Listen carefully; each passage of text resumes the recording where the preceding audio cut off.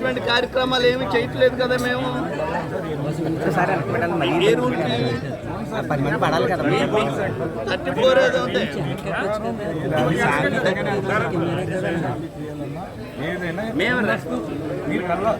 మేము ఏమి ర్యాలీ చేయట్లేదు.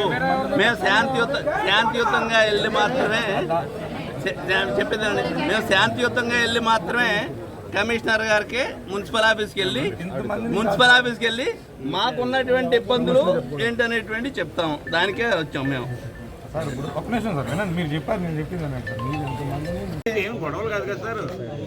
కాదు మీరు ఈ రకంగా చేస్తామంటే మిమ్మల్ని గెంటుకుని వెళ్తాం అనేటువంటిది మాకు మర్యాద కాదు. మీకు గౌరవిస్తున్నాం. ఇంకా మా పని మేము చేస్తామంటే మరి మీరు ఏం చేసుకుంటారు? తీసుకెళ్ళాలి మమ్మల్ని అందరినీ జైల్లో పెట్టుకుంటాను. అందరూ వ్యాన్ తీసుకొచ్చారు కదా, పెట్టండి, అందరూ ఎక్కేస్తాం.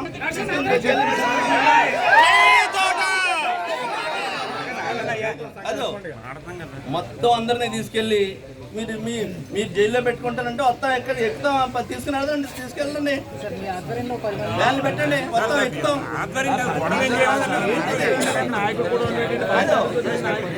ఇది సరైనటువంటి విధానం కాదు సార్. మీరు నన్ను ఆపడండి కాదు. ఇక్కడ కాదండి, మేము ప్రజా సమస్య మీద పోరాడుతున్నారు సార్. ఆయన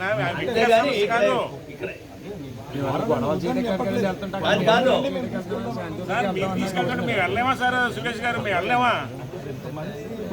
ఇప్పుడు ఎంతమంది అంటే అంతమంది వచ్చేటట్టు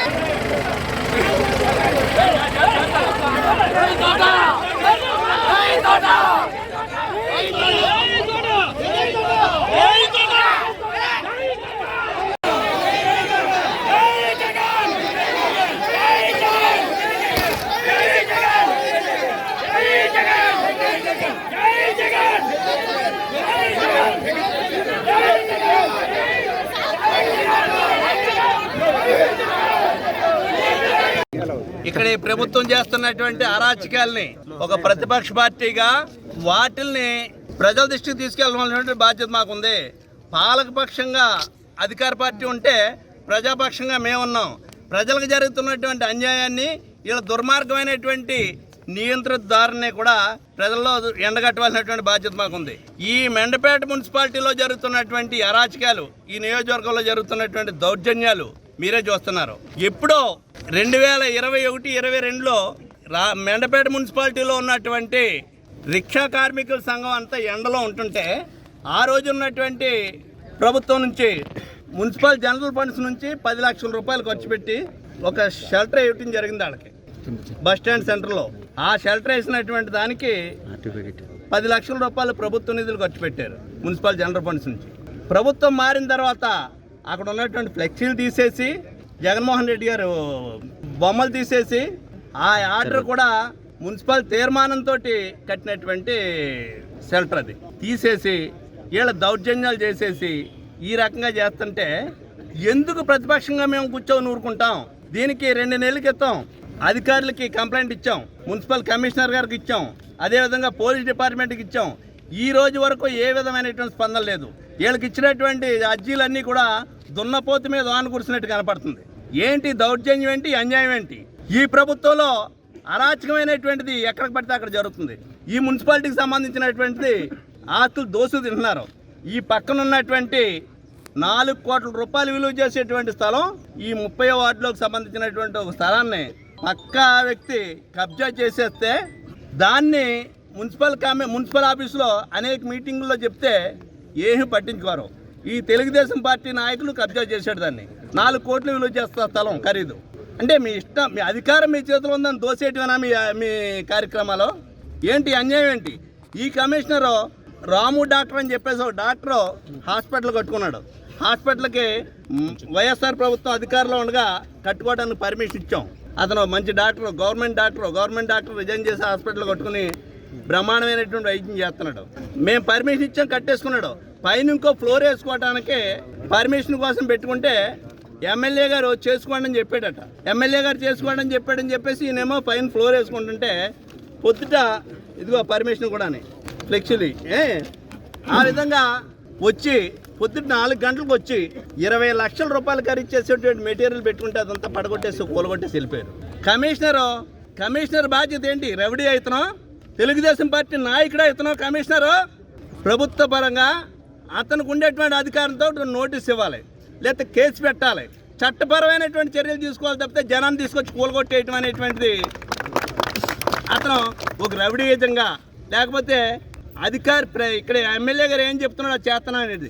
ఎమ్మెల్యే గారు అంటాడట నా మాట వింటలేదు కమిషనర్ అని చెప్తున్నాడట. ఏంటిది అసలు? ఏం జరుగుతుంది ఇక్కడ? అంటే ఇటువంటి దౌర్జన్యాలు.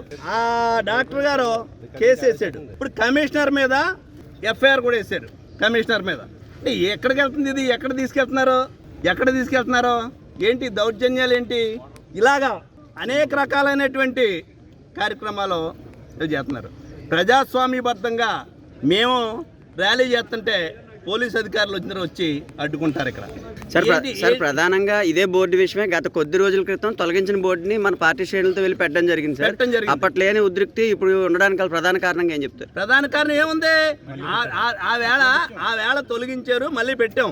మళ్ళీ ఈ రోజుని అది తొలగించేసి కొత్త బోర్డు పెట్టుకున్నారు. అంటే ప్రభుత్వాలు మారుతుంటాయి. ప్రభుత్వాలు మారితే బోర్డులు మారిపోతాయా, లేకపోతే శిలాపలకాలు మారిపోతాయా? ఎండలో ఉన్నారనేటువంటి రిక్షా కార్మికుల కోసం వేసినటువంటి షెడ్ అది. ఈ కమిషనరు బాధ్యత లేదా? కమిషనర్ కంప్లైంట్ ఇస్తే ఈ రోజు వరకు పట్టించుకున్నాడా? ఇక్కడ ఈ కూటమి ప్రభుత్వం వచ్చి దోసుకు తినేటువంటి పని మీద ఉన్నారు. ఇసుకి మాఫియా, మట్టి, కంకరే ఏది కూడా వదలట్లేదు.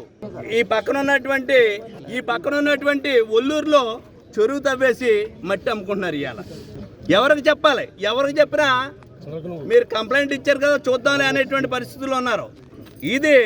ఈ సమస్యని మీరు బాధ్యతగా తీసుకుని పరిష్కరించకపోతే మాత్రం జిల్లా వ్యాప్తంగా వైఎస్ఆర్ పార్టీ ప్రజల పక్షాన్ని నిలబడుతుంది. ఎటువంటి కేసులు పెట్టుకుంటారో, ఎక్కడ అరెస్ట్ చేసుకుంటారో, ఏం చేసుకుంటారో ఈ దౌర్జన్యాలు సాగనేవి ఇంకెన్నాళ్ళని. ఈ దోపిడీ వ్యవస్థ ఇది. ఈ రకమైనటువంటి దోపిడీ వ్యవస్థ జగన్మోహన్ రెడ్డి గారి పరిపాలనలో ఈ రకమైనటువంటి పరిస్థితులు ఉన్నాయా? ఈ రోజు వచ్చి మీరు ప్రజల కోసం ఇది చేస్తాను మాయ మాటలు చెప్పి అధికారంలోకి వచ్చిన తర్వాత దోసుకు తినేటువంటి కార్యక్రమంలో మీరుంటే ప్రతిపక్ష పార్టీగా, ప్రజల పక్షాన ఉన్నటువంటి పార్టీగా మేము చూస్తూ ఊరుకోవడానికి సిద్ధంగా లేవనేటువంటిది ఈ ప్రభుత్వాన్ని హెచ్చరిస్తూ, ఎట్టి పరిస్థితుల్లోని ఆ తీసినటువంటి బోర్డుని మళ్ళీ అక్కడ పెట్టకపోతే ఈ ఉద్యమం ఎంత తారాస్థాయికన్నా తీసుకెళ్తాం మేము.